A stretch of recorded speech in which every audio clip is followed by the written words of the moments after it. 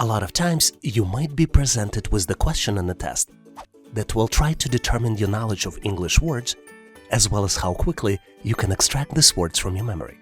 In this particular case, we are looking at 4 letters: Q, A, and U, and you need to guess the word by combining these letters. Do you see the word? Give yourself 5 to 10 seconds to see if you can come up with the answer. Let's continue to see how we can get the correct answer together. As you might have figured out, the correct answer here is word aqua. The spelling of the final word is A-Q-U-A, and you can get to the correct answer by rearranging the letters on the screen. Hopefully you've nailed this question and now know how to answer similar problems in the test.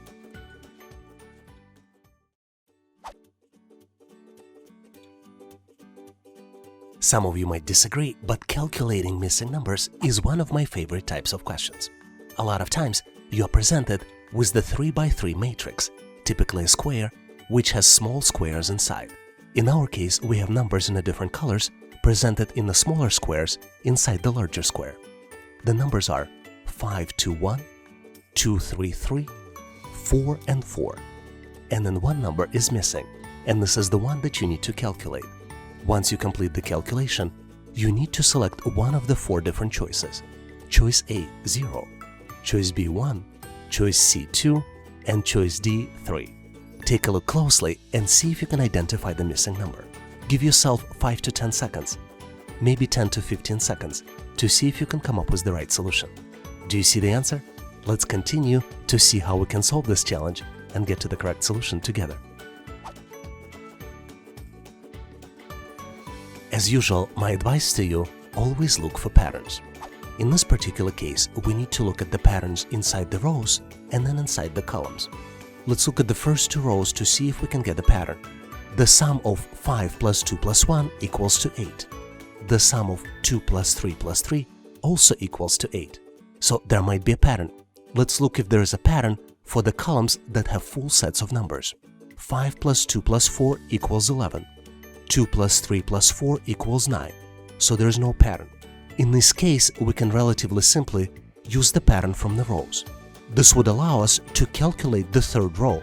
If we know that the sum should be 8, we can assume that the 4 plus question mark, which would be representing the missing number, would be equal to 8. So the missing number would be equal to 0. The correct choice here is choice A, 0. Hopefully you've nailed this question on your own and now know how to answer similar problems on the test.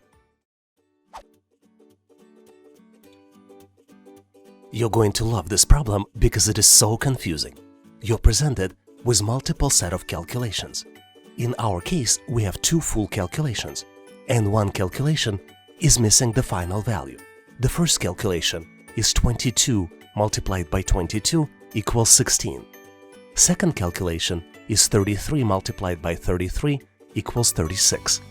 And then the last calculation is 44 multiplied by 44 equals question mark. And you need to calculate question mark. You have 4 different choices. Choice A, 52. Choice B, 56.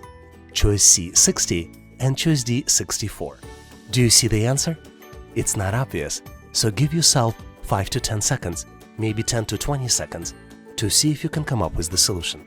Ready or not, I'm going to reveal the answer, and we're going to get to the correct solution together.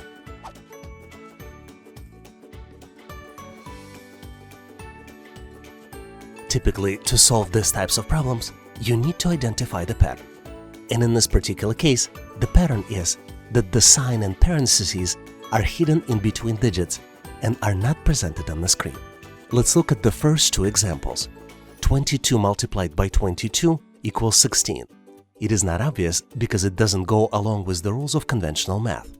But if you add parentheses and in parentheses add 2 plus 2, multiplied another set in parentheses 2 plus 2, you will be multiplying 4 by 4 and the result would be equal 16. Same thing with 3 by 3. If you add in parentheses 3 plus 3, multiplied by another set in parentheses 3 plus 3, you will be multiplying 6 plus 6 and the result will be 36. So the correct answer here is the set in parentheses 4 plus 4 multiplied by another set in parentheses 4 plus 4, which would be multiplication of 8 by 8, and the end result of this would be 64. So the correct answer here is choice D, 64. Hopefully you've nailed this question and now know how to answer similar problems on the test.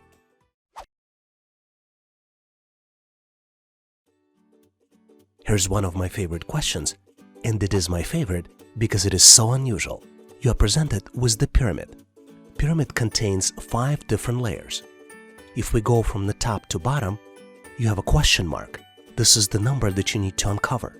The next layer contains numbers 24 and 28. Layer below this contains numbers 10, 12, and 14. Next layer has 4, 5, 6, and 7. And the last layer has numbers 3, 1, 4, 2, and 5. You're presented with 4 different choices for the missing number. Choice A, 55. Choice B, 56. Choice C, 57. And choice D, 60. Do you see the answer? You will be surprised how simple it is to get to the answer when we go to the next step. Give yourself 5, 10, maybe 15 seconds to see if you can calculate and get to the correct answer. Did you figure it out? Let's continue and see how we can get to the correct solution together. Well, here, to be honest, I tried to trick you. I went in describing numbers from top to bottom, but in reality, you should be looking at the numbers from bottom to the top. If we start from the bottom row, for example with numbers 3 and 1, you see that the sum of 3 and 1 will add up to 4. But then it gets trickier.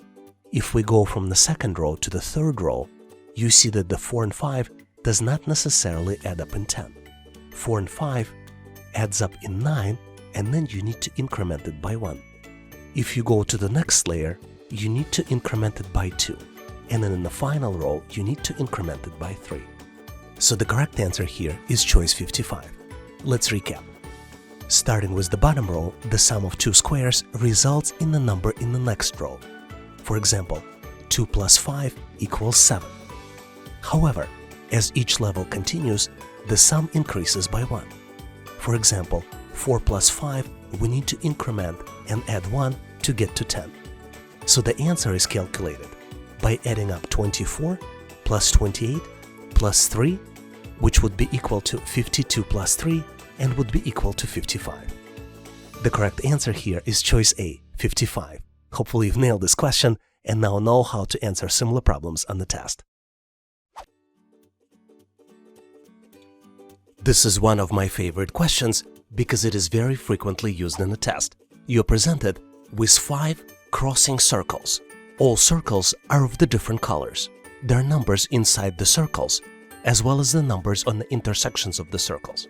In this particular case, you're presented with 5 different circles, all of them different colors, and the numbers that you see on the screen are 13, 3, 4, 7, 5, 10, 1, and 15. There's also one number missing, which is highlighted with the question mark. You need to calculate the missing number, and the choices are choice A, 7, choice B, 8, choice C, 9, and choice D, 11. Give yourself a few seconds, maybe 10 to 15 seconds. This is about as much time as you get on the typical test to calculate the answer. Do you see the solution? Let's continue to see how we can get to the correct solution and solve this challenge together. As you might have figured out by now, sum of each numbers in the circle adds up to 16. For example, let's look at the green circle. We have numbers 13 and 3, and 13 plus 3 equals 16. In the blue circle, we have numbers 4 plus 7 plus 5, and all of them add up to 16. In the black circle, we have 1 and 15, also adds up to 16. And in the orange circle, we have 5 plus 1 plus 10, also equals 16.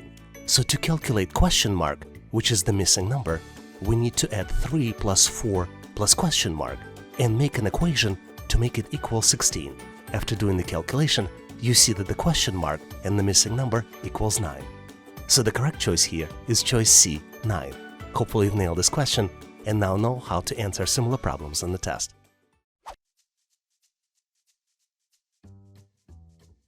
A lot of times you might get a question which asks you to determine the sales increase. You're typically presented with the graph. which shows lines that represent different sales. In our case, we are represented with the chart that shows sales of cardio equipment from January to June, sales of bikes represented by the blue line, sales of elliptical represented by the orange line, and sales of treadmills are represented by the gray line. The question asks you to determine largest sales increase. Specifically, you need to determine which period represents the largest 1 month's number of item sales increase for cardio equipment sales. You have 4 different choices. Choice A, bikes from January to February. Choice B, bikes from February to March. Choice C, ellipticals, March to April. And choice D, treadmill, May to June. Do you see the answer? You may need to look closely to determine the correct answer for this question. Give yourself 5 to 10 seconds to see if you can come up with the right solution. Are you ready? We're going to move forward and cover the answer for this problem and get to the solution together.